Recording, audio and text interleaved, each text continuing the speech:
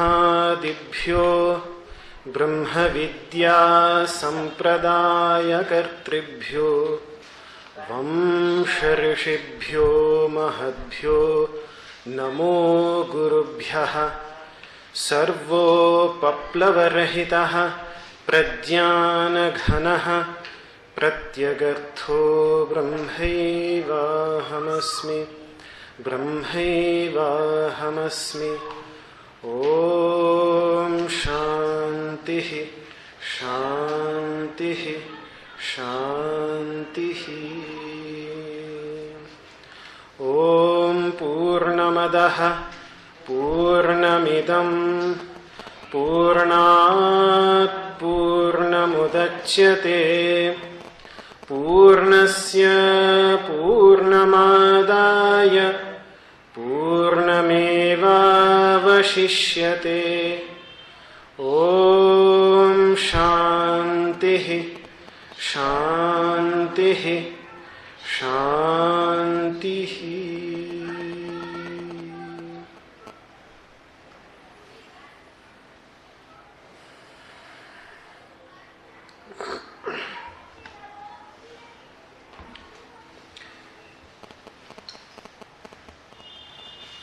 So, the Upanishads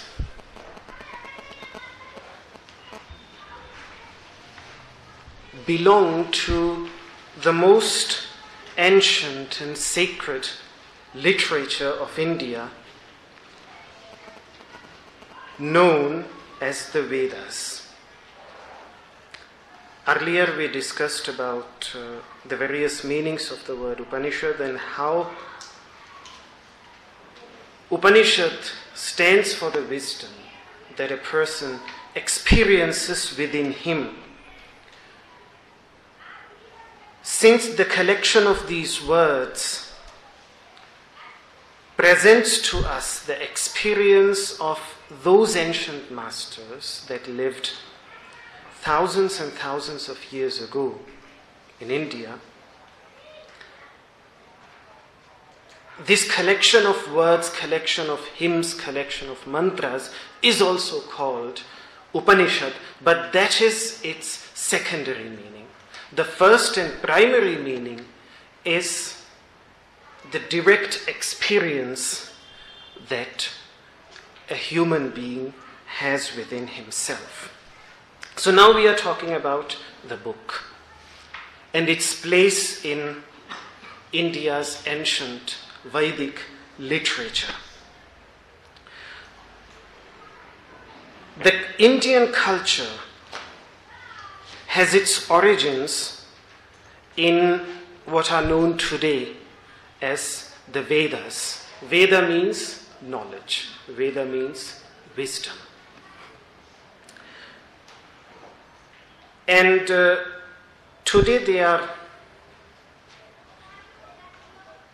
classified into 4 different books known as Rigveda, which is the most ancient one, and which consists primarily of hymns, which, if you just translate it, they don't seem to have anything deep within them. It seems as if somebody is praying to natural entities such as the fire, the wind, water, and all these things. But the key to these Vedas is to be found in the Upanishads. And after a person has studied the Upanishads, the depth of the Vedas becomes greater and deeper even than the Upanishads themselves. So Rigveda is a collection of these hymns. There are around 10,500 mantras, quite a big book. And just think that these were never written down at least for more than 2,000 years. And even today you find people that remember it completely by heart. And not only the mantras, but the exact intonation, the exact sound in which they have to be pronounced. That is the kind of training that many people get even today. Not many, but some of them are still there. That oral transmission, oral tradition, which is still there. So, for example, if there is a mistake in a book and nobody is sure, then you can actually go to those who have studied it and who are part of a living lineage and have studied it from their masters, so it can be checked with what they know. This is how precise they are. And they are deep mathematical principles, and the way they have to be studied and pronounced against interpolation. So all these things, but I'm not going into that. Rigveda is a collection of these hymns, the biggest and considered to be the most ancient one. Then there is Yajurveda. Yajurveda has also mantras, and these mantras were primarily for to be used in fire sacrifice, in fire worship. A collection of these mantras is called Yajurveda. This Ishavasya Upanishad belongs to the Yajurveda. And then comes Samaveda. Samaveda is, you can translate Saman in Sanskrit, which means equality. But in the meaning in which it has been used as the title of this book, it is exactly what the English word, the Psalms, stand for. Because Samaveda is the Veda of the Psalms. Most of these mantras are from the Rig Veda, but the way they are chanted, the way they are sung, that is very different. And that makes Samaveda. So Samaveda mostly just has around 1300 or 1400 mantras. Out of these, 1100 are already from the Rig Veda. It just has 200 or 300 verses of its own. That's all. But the style that is there to pronounce it, that is very different.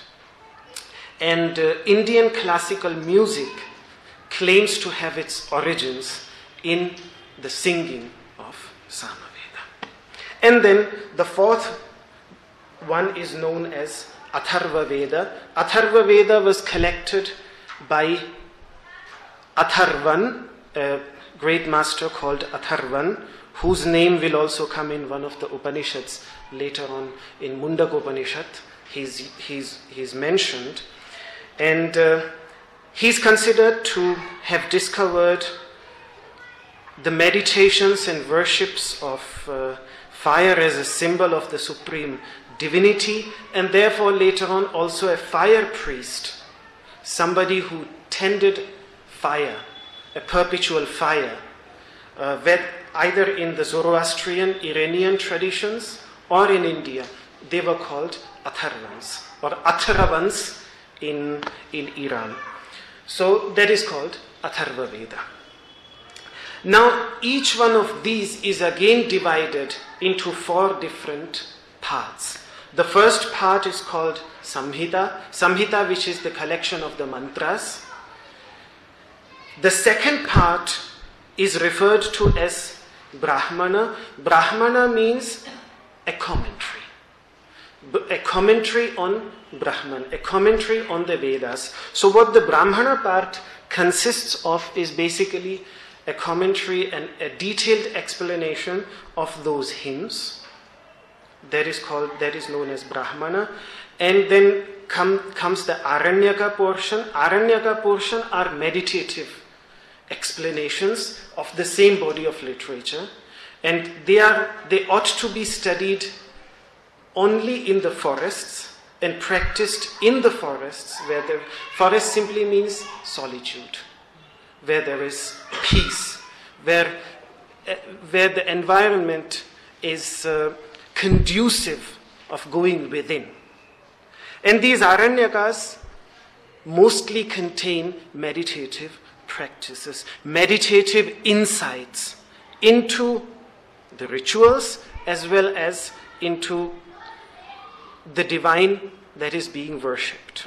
They are known as Aranyaka, and then the last portion of these Aranyakas is usually referred to as the Upanishads, as an example of what kind of insight the masters had when they practiced what was taught in the Aranyakas. So they are the Upanishads. And this entire body of literature, Samhita, Brahmana, Aranyaka, and Upanishad, collectively is what we refer to by the word Veda. When we use the word Veda as the source of the Indian culture and Indian spirituality, we actually mean these 4 different parts of 4 different books. So it is a vast body of literature. Upanishads are the most important ones, specifically for students of yoga, because they contain beautiful and detailed philosophical elaboration of the Vedic concepts, which has formed the very basis of much of the later philosophy and theology that came into existence on the Indian subcontinent. Every philosophy, which means even yoga philosophy, has its origin, has its seeds directly in the Upanishads. Another word that is used, which we come across often when reading about yoga and Indian spirituality, is the word Shruti. They are also referred to collectively as Shruti. Shruti, what Shruti means? What is heard. That which traveled from the mouth of the master to the ear of the student. Oral transmission. Again, that is what the word Shruti means. So, the Veda is referred to as the Shruti. And all other later literature that was compiled and composed after the Upanishads were composed, everything that came after that, that is referred to as Smriti.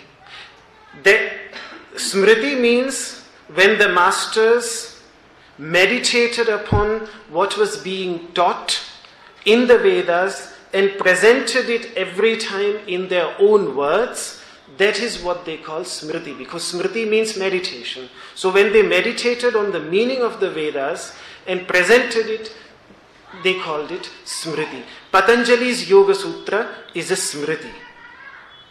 The Bhagavad Gita is a Smriti. Mahabharata is a Smriti. The Puranas are a Smriti. Ramayana is a Smriti. All these texts in India, which are still highly respected, they are all Smriti. And the original, the ancient Vedas, they are referred to as Smriti. The difference between both is that traditionally Shruti is not treated as a human creation, while Smriti is treated as a human creation. So for example, if you ask, if you talk about the Bhagavad Gita, we are very clear that the Bhagavad Gita was written by Veda Vyasa. Ramayana was written by Valmiki. Mahabharata was written by Veda Vyasa.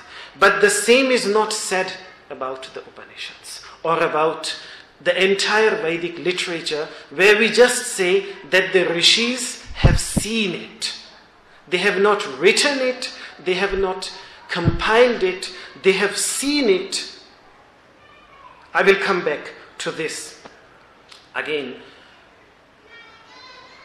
This Shruti literature, for example, Shankaracharya, he has beautiful expressions about the Shruti literature. He says that he often uses the word Shruti Mata. Shruti, because I'm coming back to the word Shruti. Shruti is a feminine term, and therefore she's treated actually as a mother.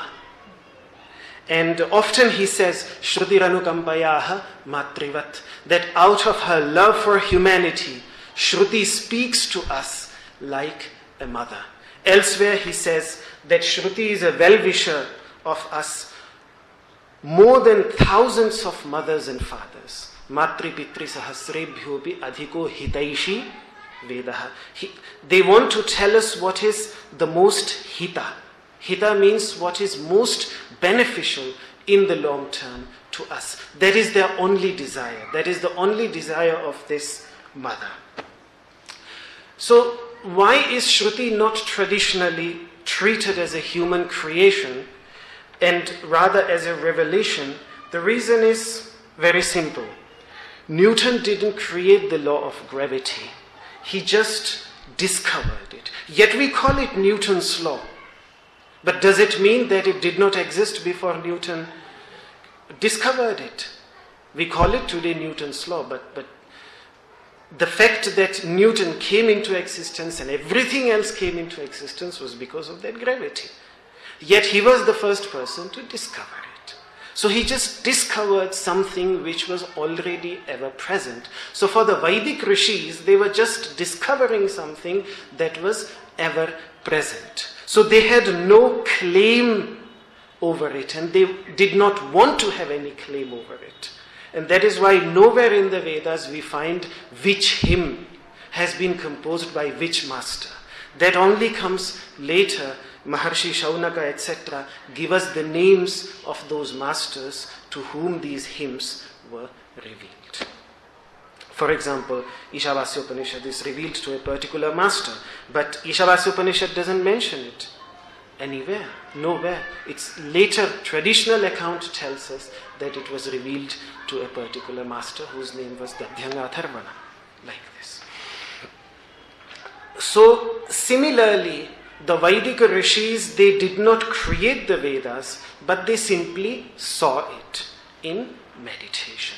When they when they entered within themselves, they saw it. And that is what the word actually Rishi means. Rishayo mantra drashtarah, the seers of the mantras, that they saw it. What about the words? They say the words we have chiseled with our hearts. But they are just vehicles. The words, they are just vehicles. And Hrida yattashtan mantran ashamsan.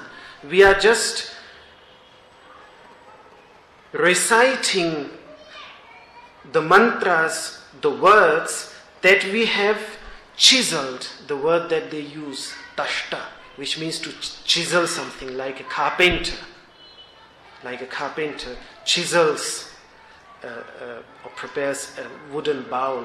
Like this, we have just chiseled them. But the truth that is expressed in them, that is uncreated and that is eternal. We have no claim over that. So therefore, in other words, in traditional account, the Vedas are treated as revelations, which means Ishavasya Upanishad too is treated, is respected as a revelation. But revealed by whom to whom? That is the question what comes. So the answer to that is given that the one who revealed it, he is referred to as prana. The word that is used for that is prana. By prana, to the various numerous Ṛṣis, the list, as I said, has been provided by Shaunaka in his text. So, what is prana? Prana is the light and the life force present within every being, and which, at least on this earth, on this planet, has its source in the sun. Life and light, both. And this is exactly what the Vedas say. Esha imam lokam abhyarchat. This prana, as it enlightens this level of existence, it approached it through light and then manifested himself in the form of all these human beings. But ultimately it is the same entity, ya esha tapati, which shines. Prano va tadabhyarchat, prano hyeshayah tapati.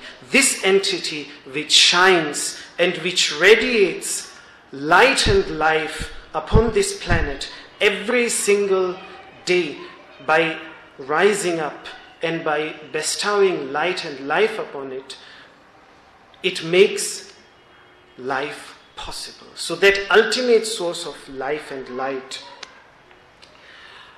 that is referred to by the word prana. It is also the entity which inspires every thought and every action within us, as the Gayatri Mantra puts it, dhiyo yonaha prachodayat, the one that inspires every thought and every action within us. We meditate upon the light, that light which removes all the impurities, bhargo devasya dhimahi. We meditate upon that. So it is in this mantra actually that by meditating upon that light,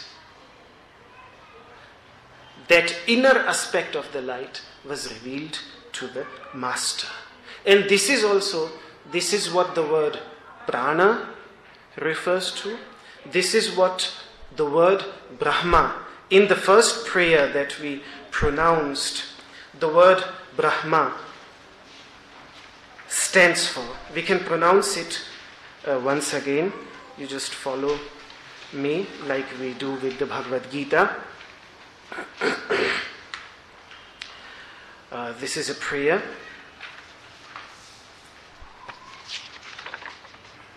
Which is not, it does not belong to the original Upanishad, but it is just a prayer composed by Shankaracharya, the 8th century great mystic, in the beginning of his commentary on the Brihadaranyaka Upanishad, the 10th Upanishad, and it is pronounced in places where we study the Upanishads as one of the first prayers. So that is the reason I have included it in here. Om Namo, Om Namo, Om Namo, Om Namo, Om Namo, Om Namo, brahmādibhyo, brahmādibhyo, brahmādibhyo, brahmādibhyo, brahma-vidyā, brahma-vidyā, brahma-vidyā-sampradāya,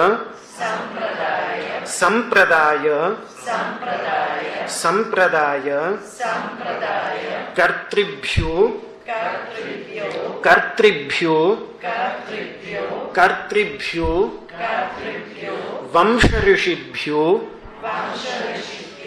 vaṁśa-ṛṣibhyo, vaṁśa-ṛṣibhyo, mahadbhyo,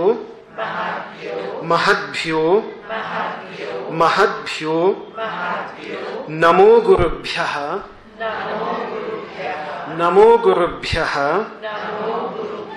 namo gurubhyaḥ,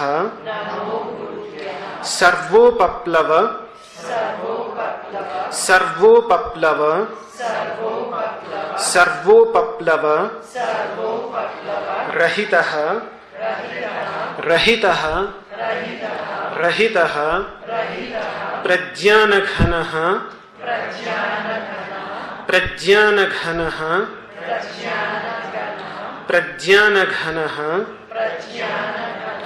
pratyag-artho,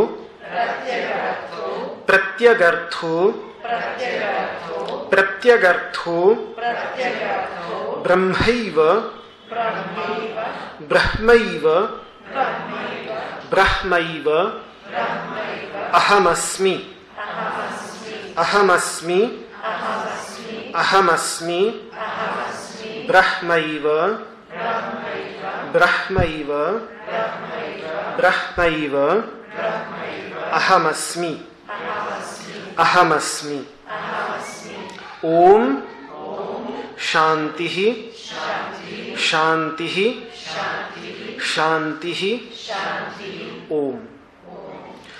Om namo brahmādibhyo, brahma-vidyā-sampradāya-kartṛbhyo, vaṁśa-ṛṣibhyo, mahadbhyo, namo gurubhyaḥ, sarvopaplava-rahitaḥ, prajñāna-ghanaḥ, pratyag-artho, brahmaivāhamasmi, brahmaivāhamasmi. Om śāntiḥ, śāntiḥ, śāntiḥ. Om, the supreme name of the divinity. It's beautiful. It's wonderful. We should say it again and again. Why do we call it the supreme, the greatest name of the supreme divinity? There is a reason to that, but for that we will have to wait till we study the Mandukya Upanishad, the smallest but one of the deepest Upanishads. It should suffice to state that Om is the only word that they could think of which describes the divine in all its faces, in all its manifestations, in every possible form. While all other names that are given, they just refer to, at least in Sanskrit, I'm just talking about the Vedic literature, that every other name that was given to it was just pointing towards one particular aspect and hence limits it. But the way Om is explained and the whole idea behind the word and the way a person applies it into his meditative practices, that there is no limitation in this word. And that is why it is considered to be the greatest name of the divine. So therefore every mantra, in the beginning of every mantra, the word Om is always used because it is considered the greatest mantra. All other mantras are actually inessential, not required, because they are present within Om. We need these mantras because we cannot see that in Om. But someone who has acquired that awareness, he does not need these mantras, separate mantras anymore. They are all to be found within Om itself. So Om Namo, Namaha, we prostrate, we bow down to brahmādibhyo, to Brahma, etc. And this word Brahma here stands exactly to what I referred to earlier by the word prana, the ultimate source of the oral tradition. Brahma is simply the masculine form of Brahman, supreme principle. The supreme consciousness, the pure consciousness, is referred to by the word Brahman, and when we use it in Sanskrit, it is Brahma with a short a, and this is the masculine form of that Brahma, which refers to the life force which is present within each one of us. It is also sometimes referred to by the word Hiranyagarbha, the golden, the one who has gold in his womb, and gold in this case stands for knowledge, who contains knowledge within himself. So this is a prayer to those thanks to whom we have this reservoir of wisdom with us and we are holding it in our hands. As I said, this is not part of the Upanishads. Now, what does this word Brahma, Hiranyagarbha, Prana stand for? If I don't explain it, it can lead to a misunderstanding and we might think that what we are referring to here is the sun. The sun out here. Are we referring to that sun? No, not really. What then we mean by prana? What do we mean by Hiranyagarbha? What do we mean by the word Brahma? This needs to be explained a little bit. But first of all, let me explain another concept which will help us to understand this. The concept, and we will come across these concepts repeatedly in the Upanishads. So at some point they will have to be explained. So let us understand it now, which will help us to understand what we are discussing here. This is the concept of Virat. It is used as, it is called Virat.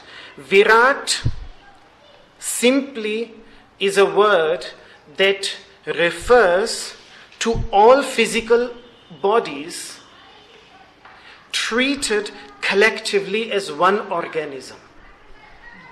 So the word Virat we use if you put all physical bodies together. Actually, not only by physical bodies, I mean all matter that is there around us. If you put all that matter, the material aspect, together and refer to it as one single organism by one word, then it is called Virat. Virat, which means the matter collectively. So like, you see, what is this body? I refer to this body as one body. But is it really one body? It is a collection of, an aggregate of somewhere between 15 to 70 trillion cells. And each cell in it is a living entity.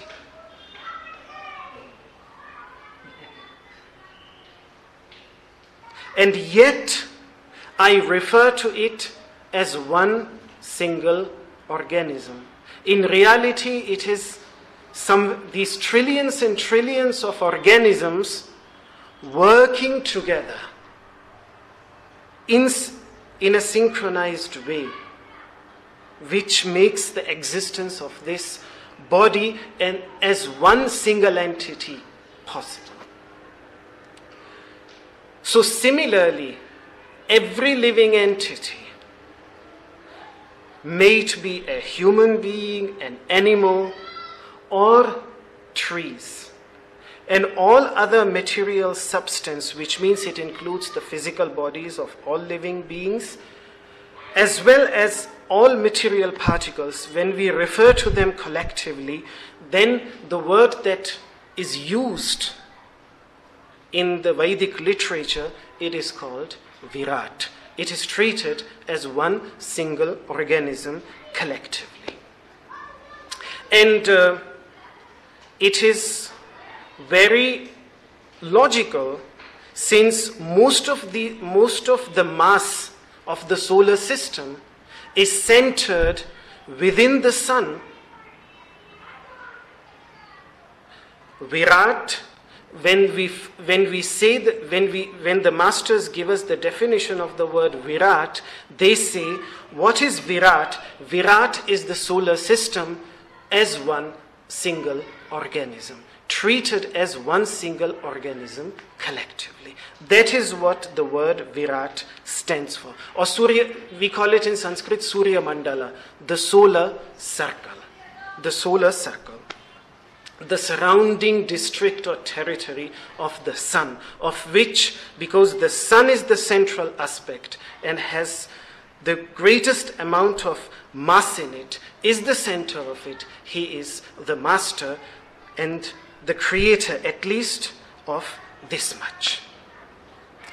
So, but this does not mean only that sun, but my physical body and every being's physical body is part of that Virat, because we are part of that solar system. So this is the idea of Virat. Now once we have understood the idea of Virat with the physical body, with the gross body, which means the aggregate of all gross bodies, is referred to by the word Virat. In the understanding of Vedanta, we have also a subtle body. And this subtle body, what does this subtle body include? The 5 senses of perception, the 5 senses of action, the 5 pranas, the mind and the intellect. These 17 elements which are within the physical body. The physical body can be without them. That is what happens at the moment of death.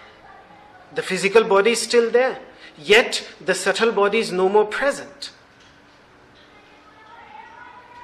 So, Virat is an aggregate of all physical bodies, and now we are talking about the subtle bodies.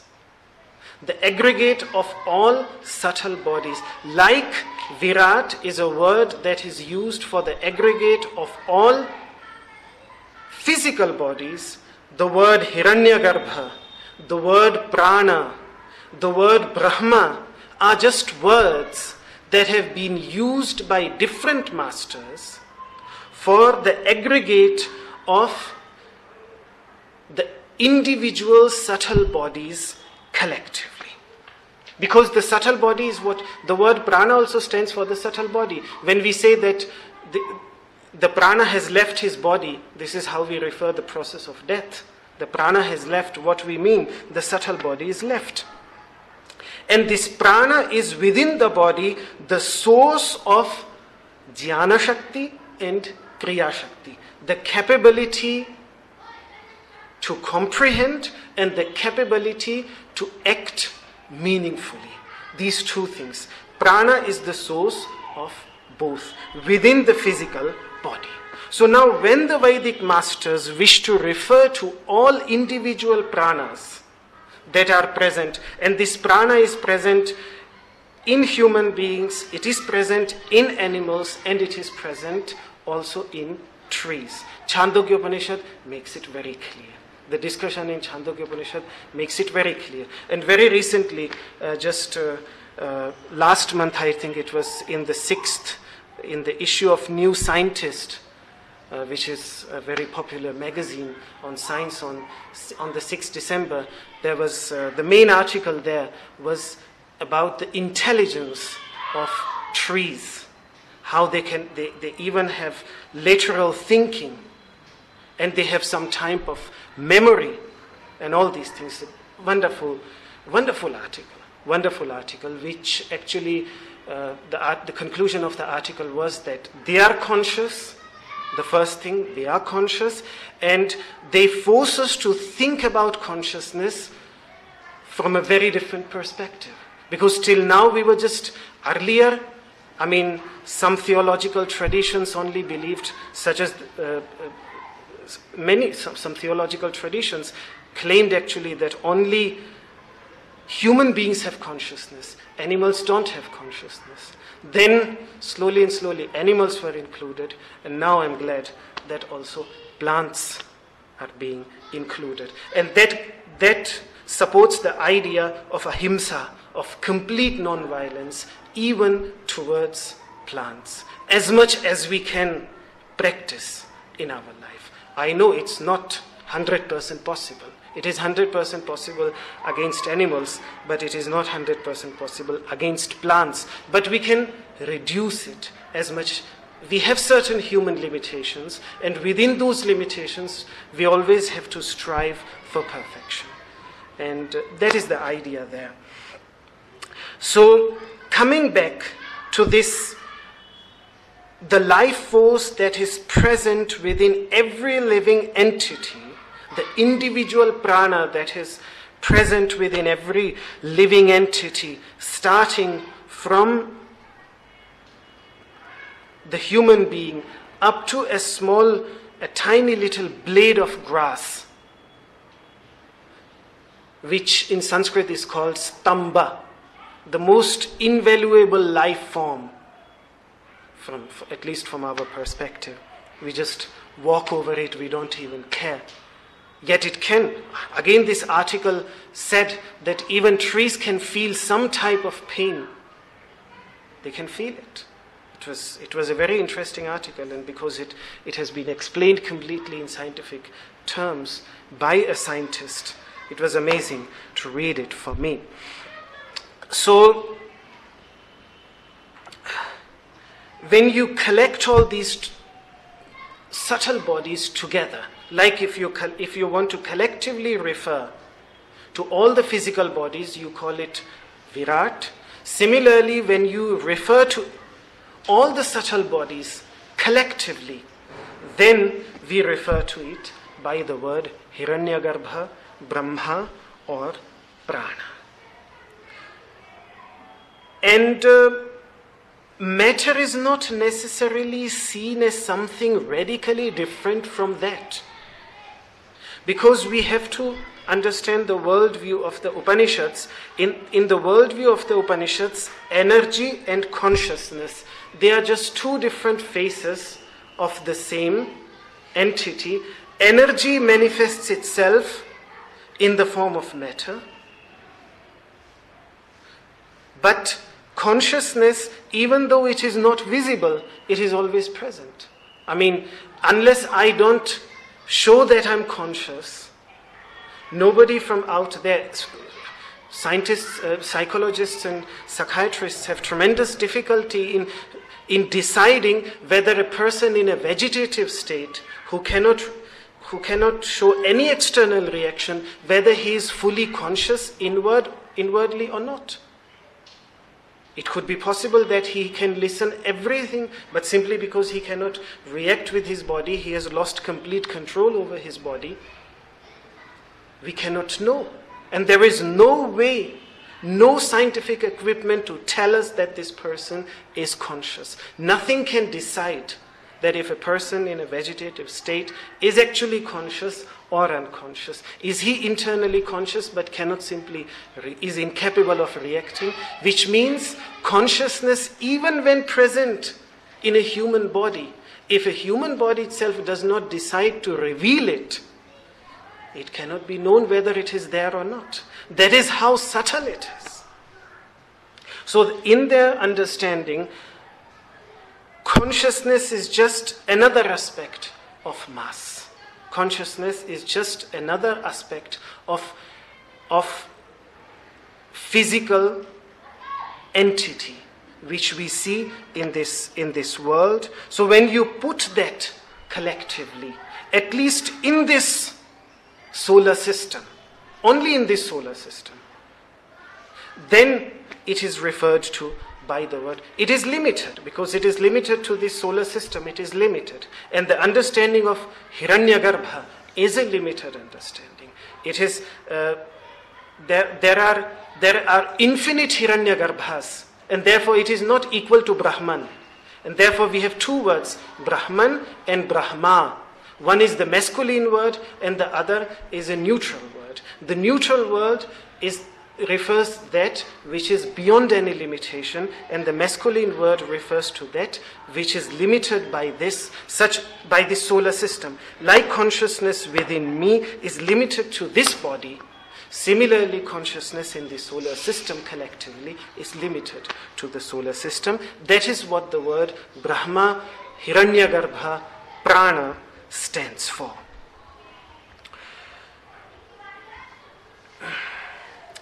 If this seems to you a too big a stretch of imagination, then let us look at what some of the psychologists, such as Carl Gustav Jung, tell us.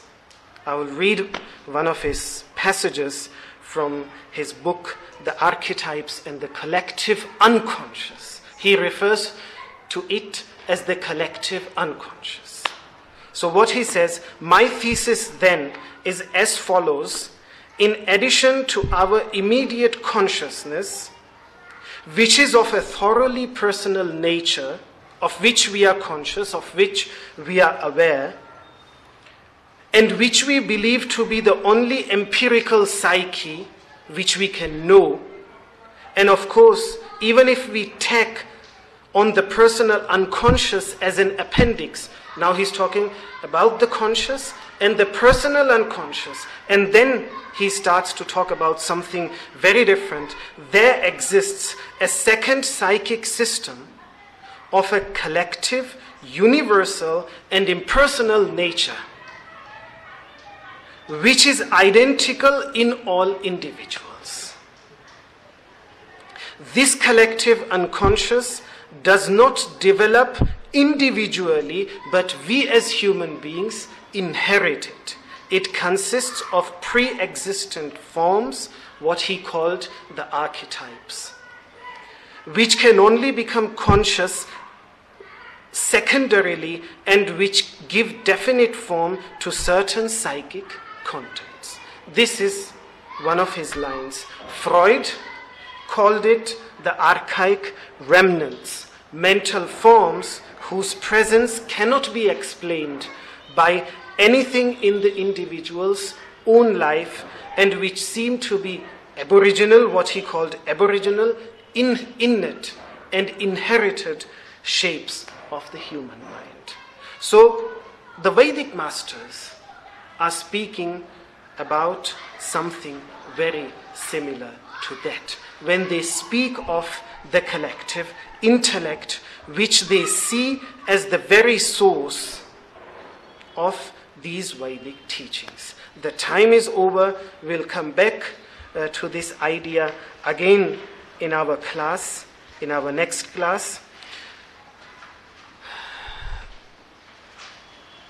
These thoughts, these ideas require a lot of thinking, they require a lot of meditation upon them, and as a person goes deeper within himself, then like Freud, like Jung, we come across these parts of our, after all, each and every atom of our body, where is it created? Where is it created? At the very center of the stars. This is what science today tells us. These atoms that consist of our body, and when these stars, they explode into the universe, they explode their material into the universe, and that comes together in the form of this, that came together in the form of this solar system, in the form of this earth, and eventually in the form of this physical body. I don't know, the atoms of this left hand could have been produced in one of the stars in one part of the universe, and the atoms in this hand could have been produced in a very different part of this universe. So, and not only am I produced physically at the source of these stars, at the very center of these stars, but my life and everyday living, the very existence of the earth, my living on it, the entire cycle of life, because life is nothing but it is an action. So many things are active together.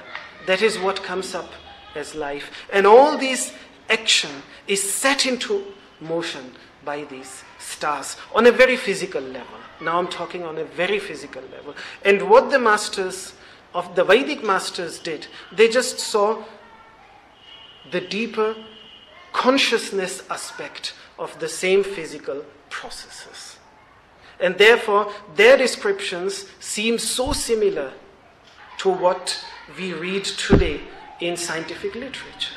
They're just describing the consciousness aspect, and today the scientists are describing the material aspect. From the view of a student of the Upanishad, matter and consciousness. Matter has its origin in energy, and energy and consciousness, they are again just two faces of the same entity. They are one, they are united. They are not two distinct things.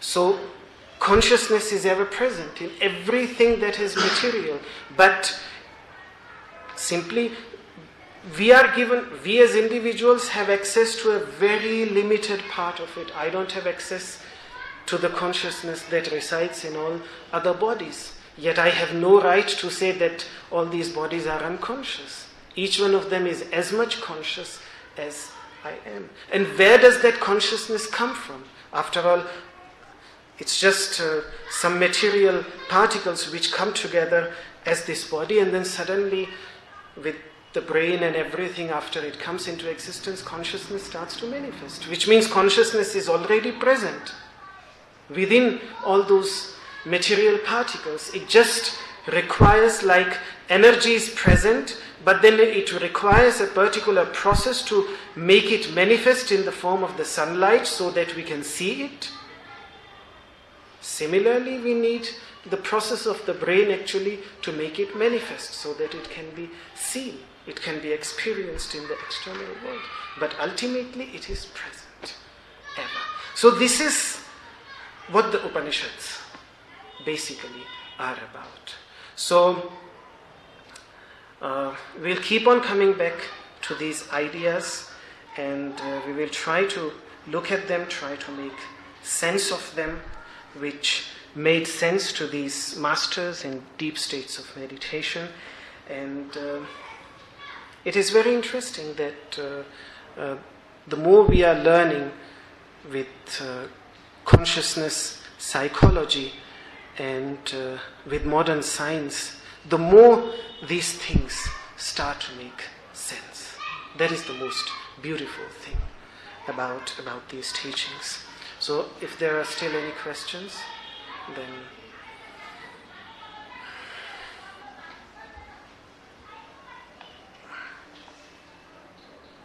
might just, yes. Just a question about vegetarianism. Like the place where I live in Canada, we just have fresh vegetables for 3 months. So the dilemma that I face usually is, I can get local fish all the time, local wild fish and local meat. It's very easy to procure. But so the dilemma I face is, should I be eating vegetables grown in California, which is 3,000 kilometers, and dal and stuff that comes from South America? So quite a lot of carbon footprint on it, compared to a fish that's right in front of my house. Yeah. So what do you have to say about that? Is the reason that this discussion, particularly if I look at it from a scriptural viewpoint, this discussion between vegetarianism and between non-vegetarianism is very, very complex. Very, very complex. Very complex. That is the reason also Hinduism as a religion never actually advocated, however else we are sometimes told, particularly in the West, for many people, Hinduism means 100% vegetarianism. Yet it is not. Yet it is not. So the question is always how much we are ready to sacrifice our interests for the pursuit of a noble principle, and what is the ground reality. A person has to find a balance between that. Great masters could sacrifice themselves to such an extent that they would not even pluck a fruit from a tree and would wait for it to fall down and then only eat it after it has fallen down onto the ground. Great Maharshis such as Maharshi Kanada, his name Kanada, and it was a lifestyle which many masters followed. They call it Shiloncha Vritti, to live by only what has fallen naturally to the ground and not eating anything else. So that is one extreme. And the other extreme is to keep on killing animals for one's taste, for one's pleasure, and for one's taste. So somewhere the question is always how much we are convinced about these principles and how deeply we want to practice them and how perfect we want to become in them and how far we can go in them in our life. Ultimate perfection is not possible. Even that seed is a life form. We are still killing something. But it always depends how far we can go. So we have to analyze it. The propensity, the tendency of the masters is always towards minimal violence. But again, Manu, for example, in Manusmriti says very clearly that from very ancient times we have been eating these things. I'm a very strict vegetarian, let me, very, very strict vegetarian. Not only vegetarian, but I should say vegan, except that I take milk products in India because I know that cows will not be slaughtered after that. But the moment I would go out of it, I would not like to drink even milk because I would not like to be part of that chain in which cows are slaughtered. So I'm a very strict vegetarian. But at the same time, I'm aware of the fact that there are regions, there are places, there are areas where people cannot live otherwise. So they too have to find that perfect balance between what they are eating and between the practice of non-violence. And if they find that balance, even while eating what they eat, they can acquire the same level of development which I am acquiring here in this country by being completely practicing veganism, so to say, or vegetarianism. So that is my personal opinion after I have looked at the teachings of the masters. And of course, the idea that is there is always that even if you have no other choice and you have to kill an animal, then let it be as an offering to the omnipresent life force. Only if you have to, then let it be as an offering, not for selfish purpose. So all that comes into the discussion. So the Jain religion in India, because they were very much emphasizing on complete vegetarianism. So therefore Jainas, they are 100% vegetarians. Vaishnavas are the tradition of Hinduism which I belong, we are 100%. From generations we have been 100% vegetarians. Even his father, when he was a child, because his mother was so non-violent, so believing so much in ahimsa, so that the first thing when he came out of the bed, when he was put his feet on the earth, to do a prayer. Yeah, that is very... Or when plucking a leaf from a tulsi plant. In Ayurveda, this is very important. Only first a prayer to forgive. Yeah, to ask for forgiveness. In Ayurveda, this is there. If you are plucking a root or something, the idea is actually now, whether they do it or not, that's a different thing. But in Ayurvedic traditions, it is like this, that you say that I'm plucking you for the benefit of the wider society, so forgive me, and I'm taking it. So that prayer is there. That prayer is there. Are you from Canada? Personally, I think that if you looked a little bit, put some effort, you could probably find decent food close by to where you live. From Canada, instead of going to South America. You can understand if you were Eskimo living in the middle of the tundra in Alaska. For them, it's a bit difficult. Yes, that is the reason. The question is always we have to find for ourselves the balance of dharma, the balance of what is right for us under certain circumstances, in certain places. That is always the answer.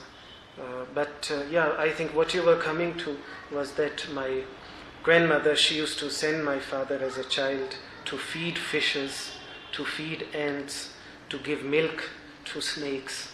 This was always part of our... Do the Vedas say something about the different levels of consciousness? Because, for example, Ken Wilber, I don't know if you have read something about him, he talks about the difference between the levels of consciousness. It's not the same, the consciousness that have a cow, that the consciousness that have a plant. But I don't know about Vedas.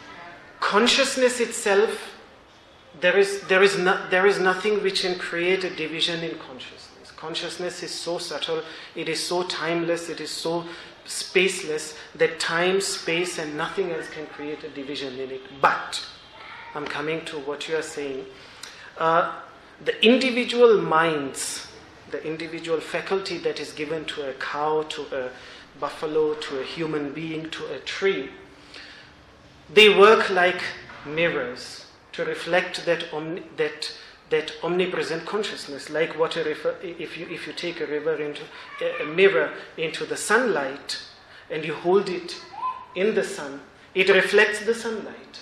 And you see actually warmth and heat coming out of that mirror as well. Even if the sun is behind you and you hold the mirror like this and you allow it to glance the reflection on your face, warmth and heat comes out of that mirror because it just reflects what is there. Now, how that reflection would be, that depends on the mirror. If your mirror is triangle, then the reflection will be triangle.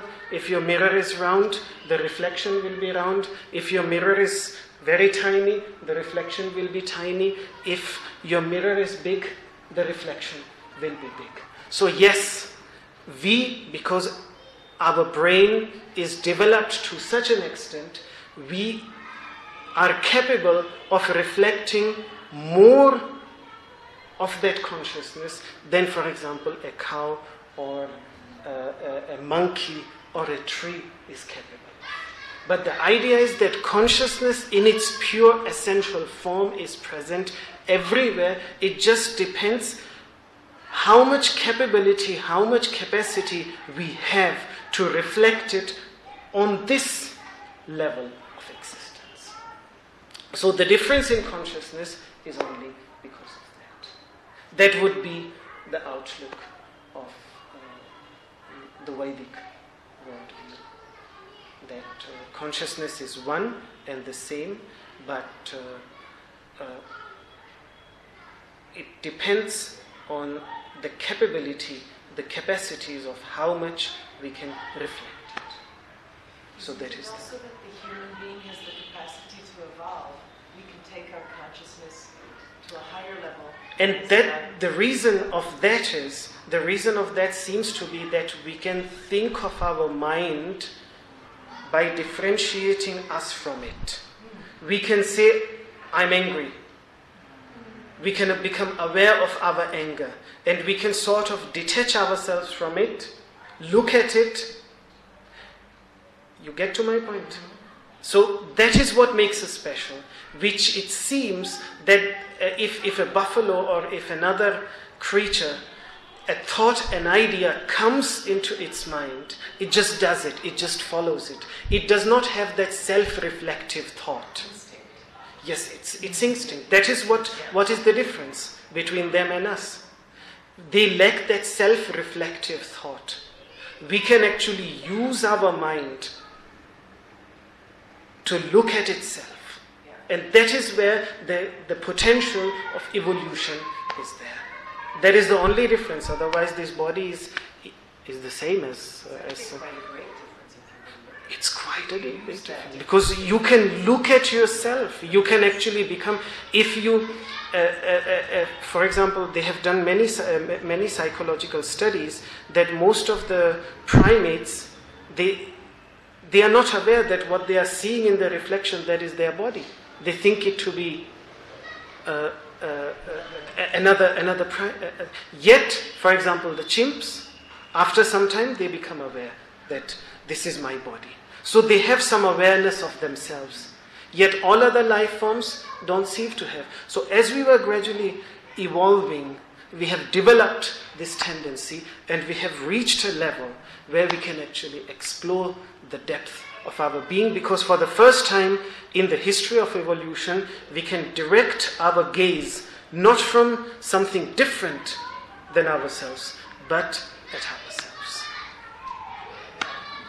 So that is the only thing that sets us apart. That is the reason someone who lacks this, the word pashu is used for them also, then he's just a pashu.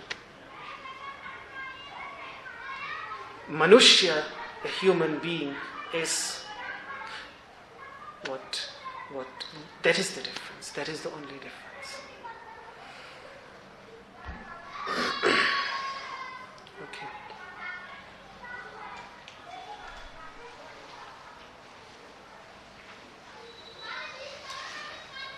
So we conclude with the last prayer, which is a prayer for universal well-being.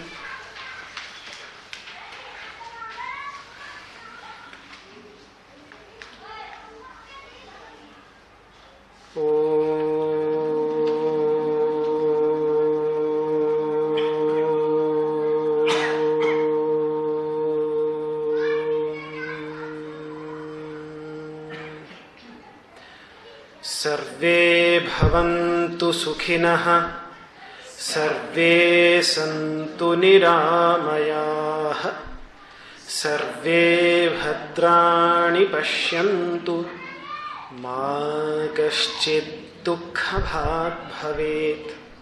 Om Shantiḥ, Shantiḥ, Shantiḥ.